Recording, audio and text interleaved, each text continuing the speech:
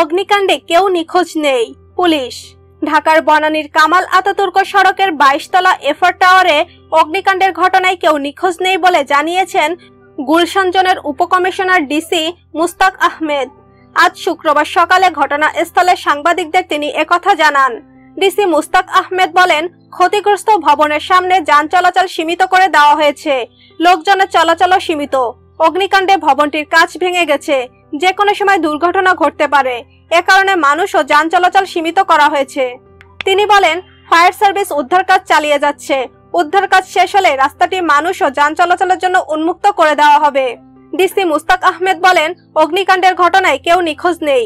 এখন পর্যন্ত 25 জনের লাশ পাওয়া গেছে। নিহত ব্যক্তিদের মধ্যে একজন শ্রীলঙ্কান, 24 জনের লাশ পরিবারের কাছে হস্তান্তর করা হয়েছে।